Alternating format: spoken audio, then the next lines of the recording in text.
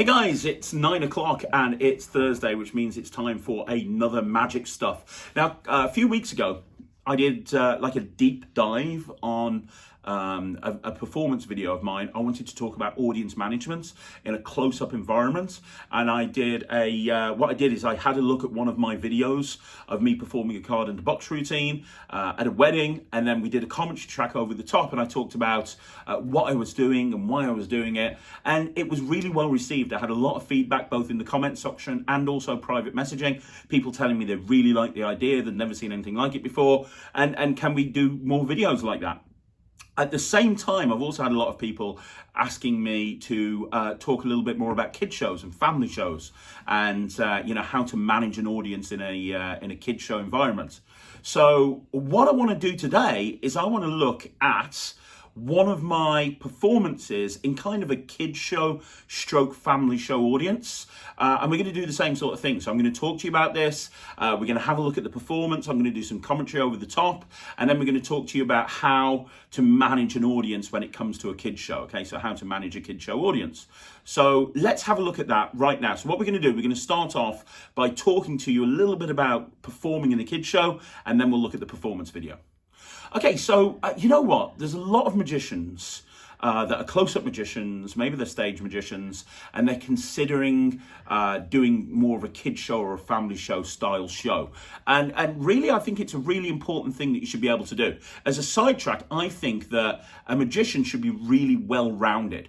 They should be able to perform in front of every audience. They should be able to perform for kids. They should be able to perform for adults. Even if you don't plan on doing a kid show, I think it's nice to be able to know how to perform for kids, because a lot of the time, I've met professional close-up magicians that get booked to go for a wedding, and when kids come up to them, they go, I'm not a kids entertainer, and they just kind of shoo the kids away, which I think is a crying shame, because I really do think that you should be able to perform for those. It should be a skill set that any performer, especially a magician, should be able to master. The thing is, a lot of magicians are terrified of performing in front of kids in a kids show, and one of the reasons is kids are very honest. And what I mean by that is, when you do a show in front of a whole bunch of kids, they will let you know if they like it or if they hate it. If they hate it, they will let you know, and they will rip you to shreds. But if they love it, they will be the best, most appreciative audience you've ever performed in front of. So as long as you're good, and as long as you're a good magician and you've figured out how to perform in front of kids, it's great. You know, I perform all over the world now, but I still perform for kids all the time. I still do kid shows, and I absolutely love performing for kid shows. Now, compare that to a close-up audience or a stage performance where there's adults mainly. Generally, as a rule, they're more of a polite audience. Even if they don't like you or they don't like your magic, a lot of the time they'll be polite about it. They won't tell you you suck unless you're working in nightclubs or something like that, and then they might. So you have to make sure that you're good before you go and perform in front of kids. Now, those of you that know me via this channel might not realize this, but I actually run a children's entertainment company as well. It's called Non-Stop Kids Entertainment. And, we do thousands of parties and thousands of events all over the world. And I actually train people how to become kids entertainers and join Non-Stop Kids Entertainment. So I know a thing or two about how to actually perform in front of children. And as I say, in this video, I'm going to be trying to go through the basics of this for you right now. And I've picked a routine out that was from about a year ago. And it's me performing at Drayton Manor. Now, if you don't know what Drayton Manor is and you don't live in the UK, Drayton Manor is a hotel and theme park. It's a fairly big theme park. It's one of the bigger ones in the UK. It's been around for probably over 100 years, something like that.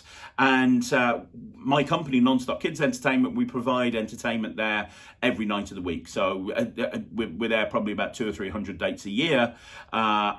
Inside the hotel, doing entertainment inside the hotel, and the audience is very much a family audience. So what you tend to have is you tend to have kids on the front row, you tend to have kids sitting sprinkled amongst adults as well. So you have adults, you have kids, and so the performance that you're going to see was shot live at Drayton Manor.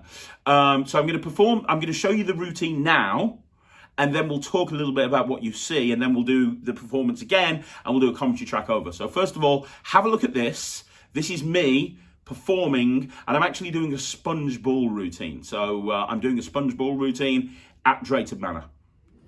And whoever does this the best gets to come up and help me. Who'd like to come up and help me? Okay. So, we're going to use a little ball here. Does anybody know what colour that ball is? I'm going to put this ball into my hand. And we're going to make this ball change into my favourite colour. My favourite colour is red. So we're going to put the ball in my hand. You guys are going to shout red. And when you shout red, hopefully the ball will turn red. And whoever shouts its loudest will come up and help me with the next trick. Who'd like to come up and help me? So all I have to do is put the ball in my hand. You will shout red and it'll turn red. Let me ask you a question. Guys, are you ready? Everybody watch the ball. On three, you're going to shout red. 1, 2, 3.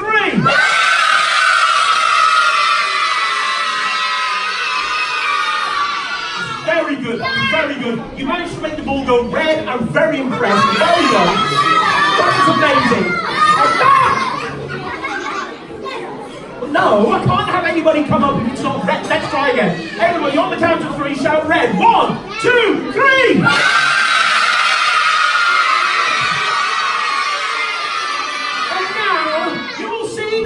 Has become red, and you guys did such an effect. You made this what's back in my case. I have no idea how you did that, but you're scaring me. Stop it. Look, we're not trying to make it go back in the case. We're trying to make it turn red. Let's try again. Everybody, shout red.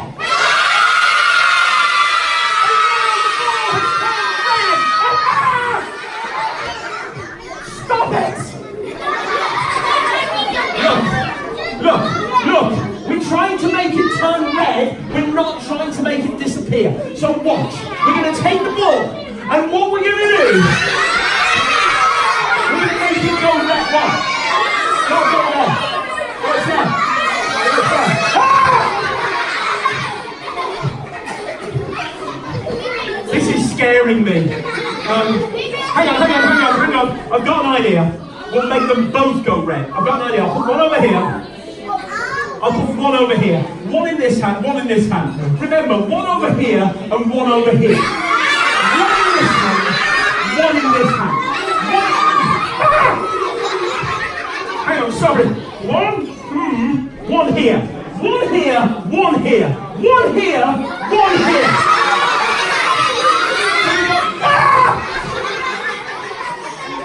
I need someone to hold on to one of these balls for me. What's your name? Olivia. Stand up, Olivia. Stand right there for me, Olivia. Face the front, smile, you're in show business. Everyone say hello, Olivia. Hello. Say how you doing, Olivia. How you doing?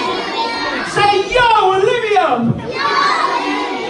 Olivia, stand over there, face the front. Wave at everybody and say hello. Hi. Olivia, give me 5. Give me 5 without breaking my feet. Ah! Without breaking my feet. She missed. Did you see that? Ah! Right, Olivia, hold your hands out for me.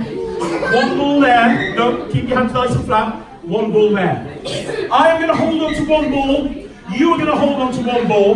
That way, there is no way that anything weird can happen. Which ball would you like? Good job. So I'm going to hold on to this one. Now let me explain. I want you to squeeze this one really tightly in that hand as hard as you can. Can you do that, Olivia? Hold it and put your hand high up in the air like this. You hold that one. I will hold this one. If I hold this one and she holds this one, there is no way that this one can disappear. Olivia, you only had one. You got 2.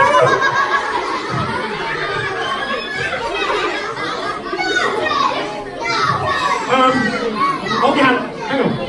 Right. Hold it tighter, Olivia. Tighter. Put your other hand on top like that. If she has both hands over that ball, my ball cannot disappear.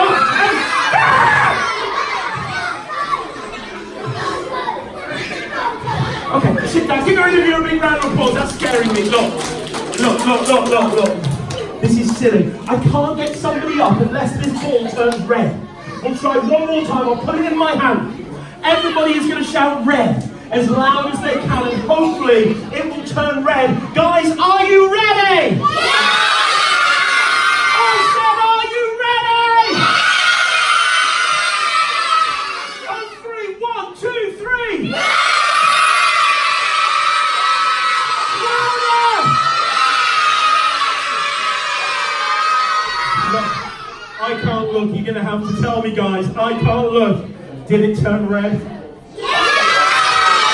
It did. Give yourselves a big, massive round of applause. That is awesome. So before we actually look at that video, one of the things I want you to understand is when you're performing in front of kids, when you're doing a show that there's primarily kids there, it is really important to make it high energy. If you're not high energy as a performer, it isn't going to work very well. You have to be a high energy performer. You have to be entertaining. I remember speaking to John Kimmo, who's one of the best kids and family performers in the world. I remember speaking to him a little while back, and he turned around to me and he said that he believes that when you're performing in front of kids, there should be something happening every 3 or 4 seconds. It might be a magical moment. It might be a gag. It might be something that makes them laugh. It might be something that makes them react. But every 3 or 4 seconds, there needs to be something going on.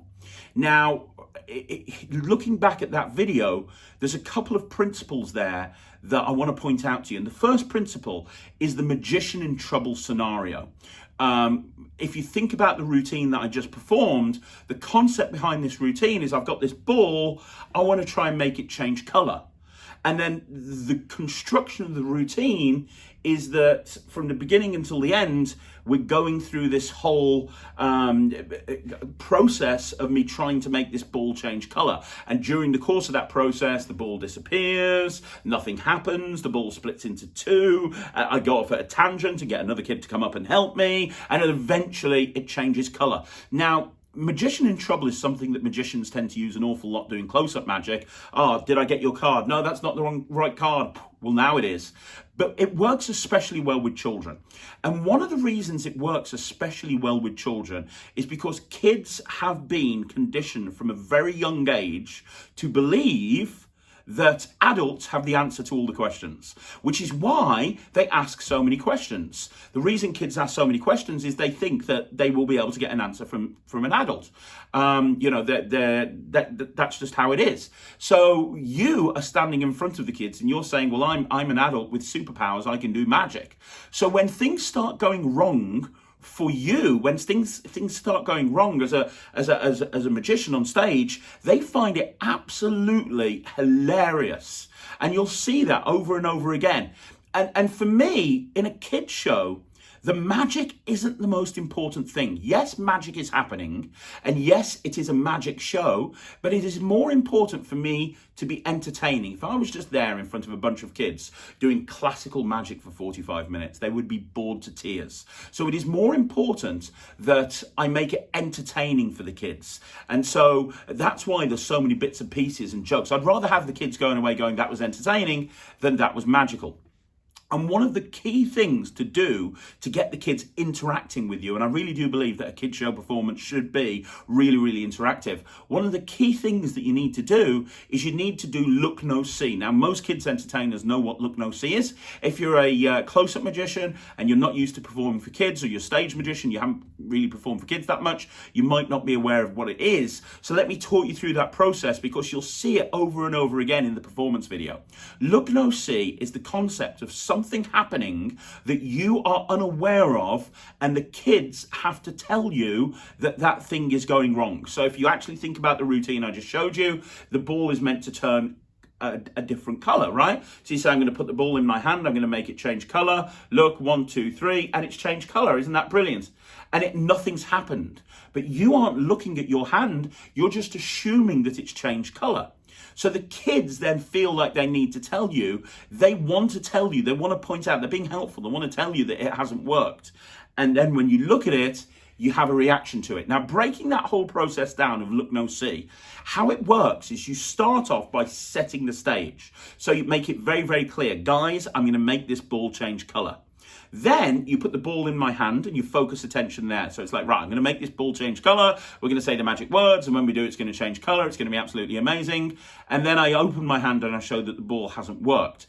And what the important thing here is to not look at my hand. Because if I go, look, I'm going to put this red ball in my hand. Oh no, it hasn't turned yellow. The kids can't react to it. The kids can't point out it's wrong if they know that I've seen that it hasn't worked. So the first thing is I have to be looking at the kids and not looking at my hand. So I take the ball, put it in my hand, everyone shout hocus pocus, whatever it may be. And now it's worked. Isn't that brilliant? I'm looking at the kids and I'm saying, hey, it's worked. It's awesome. It's fantastic. Now what's happening here is I have to learn the art of chatting rubbish or chatting trash for our American viewers. And the reason is, and especially the first time you do this, because you do it over and over again, and that's what makes it build. The first time you do this, it might take a few seconds for the kids to realize that it hasn't worked.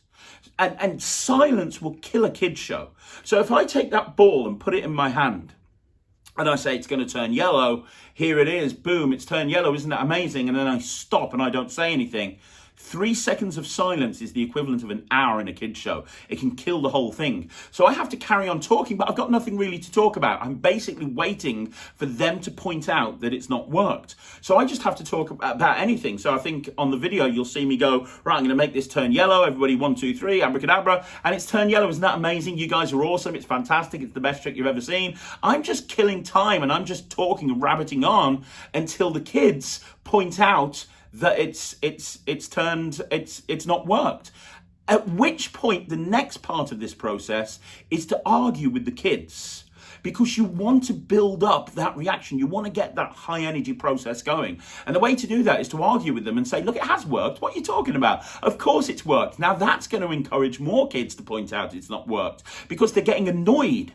And part of children's entertainment is to get the kids annoyed with what you're doing. So you're saying it has worked. Now the kids are going to be shouting louder. No, it hasn't. And they're desperate to want you to look. They want you to realize that it hasn't worked. So then you look and you're going to react to the fact that it hasn't worked. Now the reaction is very, very important, because if you react to this badly, then it's just going to be super unimpressive. So for example, if I did this and I go, look, it's going to turn red. It's going to turn yellow. Look, it's turned yellow. Isn't that brilliant? That's amazing. And I talk rubbish and then I argue with them. If I then look at it and I go, oh yeah, you're right, it didn't work. Oh well. It kills it dead right there. So you need to react to it. Kids find it hilarious if you react, if you kind of do an over-the-top reaction. Think about every bad Jim Carrey film you've ever seen and how badly he overreacts to a situation. That's how you want to be. You want to channel your inner Jim Carrey when you do this. So you put it in your hand, blah, blah, blah, blah, blah. Let me have a look. And the kids, just by making that little gesture, the kids will be finding it hysterical. They'll find it absolutely hysterical. So that reaction is important. And the other thing about the reaction is it has to build. So the first time you do it and you hear and you go, huh? What? The second time it might be, what? The third, by the final time, you're like, ah! You know, and you're building that reaction and you're making the reaction build and build and build. That is so important. I can't stress how important this look, no, see process is. And then eventually, you know, you look at it and you go, okay, let me try again. Okay, it didn't work. Let me try again. Think about what would happen if you were actually in a magic show and you were trying to make this ball change color and it didn't work. You would kind of be thinking, okay, I'll do it again. You're going through that internal monologue to yourself, but you're just making sure that the kids understand that things are going wrong all the way. Now, one little tip that I'll give you is if you're performing for a quieter audience, or you're performing for an audience where you're struggling to get them to interact with you, at least initially, the easiest way to do that. So let's say, for example, you've got a red ball. I'm going to put it in my hand and, it's changed yellow and I'm waiting for them to point out that it's not worked and they're not saying anything. All you have to do is go, what was that? Who said that? It's not changed color. Who said that? Now they're watching you. They're not watching each other. They'll just assume someone said it.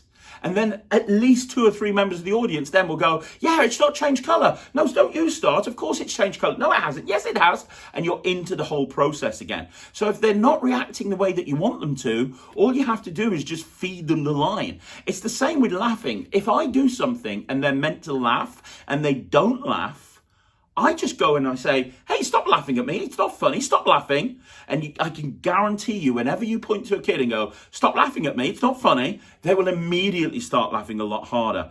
Immediately, that very second, they will lose it completely, 100%. Because, you know, you're telling them not to do something, but they're not going to think, hang on, nobody was laughing in the first place. They're just going to assume that the kid behind them was laughing, and they will just start laughing as well. So this look, no, see. So two things that you can take from this video. The first is the magician in trouble scenario. The second thing is the look, no, see. And the third thing is the repetition. I want you to see, you do it again and again and again, and each time it gets funnier. But even though it's repeating, something different is happening. So the first time it doesn't work, the second time it doesn't work, the third time it disappears, then it disappears again, then it splits in two, and you kind of, look, you hold on to that one, okay, and now it disappears and goes in their hand, then it disappears and goes in their hand again, and then eventually it changes color. Now, one other thing that I want you to understand, at the very, very end of the routine, you need to make sure that the kids are reacting to the final moment of magic. In the case of this sponge ball routine, the final moment of magic is having that ball change colour. Now, kids aren't used to live entertainment. They're not used to being on stage, watching people on stage. And even if they find something impressive, they might not clap and cheer. And you want them to clap and cheer so that the clients and the parents know that they're having a great time. Now, if I do this whole routine and I put it in my hand and I go, let's have a look, it's turned yellow, yes, amazing, they will probably react, but not as loud as you want them to, which is why you hear a lot of magicians and a lot of kids entertainers say, oh, give yourselves a big round of applause. But the other way of dealing with this is, instead of going down the whole give yourselves a big round of applause thing, is by asking for them to tell you whether it's worked or not. And that works especially well in a routine where things have been going badly the entire way through the routine. So, for example, in this routine, I'm going to say it's going to turn yellow. Now, if you watch the video, you'll see what I do. I look away. And I go, look, this hasn't worked. I can't look. You're going to have to tell me. Guys, tell me, did it work? Did it work? Did it work? And you hear the kids go, yeah. And you look back and you go, it did work. That's amazing. And then you can say, give yourselves a big round of applause. But you've already got the energy up there right at that point. And that's a little tip that works really, really well. So now I've pointed this out to you. Number one, magician in trouble. Number two, look, no, see. Number three, repetition. And number four, building that reaction at the end of the routine. Let's have a look at the video again. I'll do a commentary track over the top, and I'll tell you where things are happening and when they're happening. Okay, so the first thing that you'll notice is I start by saying, who'd like to help me with the next trick? Put your hand if you would. Well, anybody who manages to do this gets a chance to help me with the next trick. And this is something that I use an awful lot in the middle of a show to get the kids' attention. If I see that maybe a couple of kids maybe their attention's waning, I'll use this gambit because I know the kids are going to want to come up and help. So I'll say that, get them really invested in this trick, because then they know that there's a chance they're going to help with the next one. Anyway, on with the routine. You can see that at the very, very beginning, I set the hook line, and the hook line is so important. It's what gets the kids really interested in what you're doing. In this case, the hook line is, there's two hook lines. The first is, who'd like to help me with the next trick? That gets them invested in it. And the second one is, I'm going to try and make this change color. My favorite color is red. I'm going to try and make it change red. So it's a very, very clear thing that's going to happen. A yellow ball is going to turn red. So this is where we start with the look, no, see. So I put the ball in my hand and I tell them it's going to turn red. I tell them what the magic word is that they need to say. And then what happens is it doesn't turn red. Now you see, all of this look, no, see is in action right now. So now the other thing is, notice where my hand is. My hand's down by my side. My hand's down by my side. I'm focusing attention over there, because this time we've got the vanish going on. Now, I want you to notice I don't look straight away. So I'm talking to the kids, I'm talking to them. That makes them argue even more. And then I notice and I react. And you can see that the reaction is building. My character when I'm on stage performing for kids is, I'm kind of this kind of guy that gets comedy angry. And the angrier I get, the funnier the kids find it. And one of the reasons is, kids find it hilarious when an adult does something wrong. If you've ever seen an adult stub a toe, or you've seen an adult trip over, and there's a kid that's watching, they will absolutely just die in fits of laughter. And the reason they'll do that is because they're conditioned to believe that adults are perfect. So when an adult does something silly, it's hilarious, which is why slapstick comedy is so popular. It works so well. And that's what's happening here. I'm telling the kids, I'm going to do this. It's going to be absolutely amazing. And when it doesn't happen and I react, they find it even funnier. So now, we're at this point in the routine where the ball has split into two. Now, I want to notice at that point, when I did this particular phase of the routine, I had to do a false transfer, so I put the ball in my mouth. Normally, I have a little table with me, and I put the ball on the table, and then I just do the false transfer and then pick the ball up. I didn't have a table with me, and I only realised when I went on stage. So instead, I had to improvise. But I wouldn't recommend putting the ball in your mouth. It's better to put it down on the table, especially these days with COVID-19. So at this point, the kids fully understand what the premise is. I like to think of it a little bit like Mickey Mouse's Fantasia. Your character in the show, my character in the show, is I can obviously do magic, but the magic just isn't working. I seemingly have no control of it. A little bit like Mickey Mouse when everything went wrong in Fantasia and the mops were dancing all over the place. And you kind of have to think to yourself, if this was happening in an actual show, if you're in an actual show and you're in a situation where everything you were doing was going completely wrong, how would you react? And then you try to act in the same way that you would do if it was actually happening. So in this case, I'm trying to do a very simple trick. A ball is trying to change red. First of all, it doesn't work. Then it disappears. Then it disappears again. And then it goes into two balls. So my inner monologue is, okay. I need someone to come up and help me. They can hold on to one of the balls. And so now I'm doing the classic sponge ball thing, but I'm not actually doing it in the context of I'm going to make this ball jump from here to here. She's holding the ball so that I can make this one change colour. So now notice I don't look at the ball. I point out exactly what's going to happen. I say, right, blah, blah, blah, blah, blah. And now the ball's disappeared. I freak out. And then attention is directed to the kid. And then you see the reaction. The kids will react to you reacting to what's happening. Now, the other thing is, I want you to note, I do this twice to the child. And each time I get them to hold both of their hands together. It makes it very difficult to open their hands up, especially if you get the kid to put their hands over their head. You don't want them to open up their hands prematurely. Everybody who does sponge balls knows that. So now we send the kid back down, and my inner monologue is, okay, this isn't working. So that's now where I've picked up the red ball. So I've said, look, let me get rid of this ball. Let's try one more time. Now, watch very carefully here. I'm going to switch the yellow ball for the red ball. It happens right there. We switch the yellow ball for the red ball. And notice I just put my hand in my pocket. That's all I do. You can be as blatant as that. Notice I ditch the ball by just putting it into my pocket. But I look at the kids. I focus attention to the kids. I move slightly. I body turn slightly. And no child in that audience has seen me put that ball into my pocket.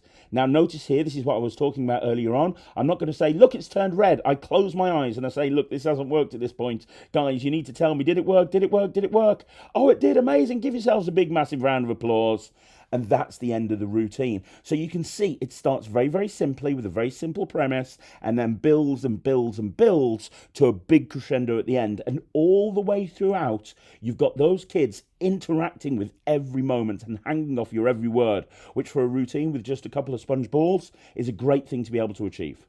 So there you go. I mean, hopefully you can see from that commentary track, you can see where things are meant to be, and you can see everything that I talked to you about earlier, and you can see how it actually works in the context of that routine.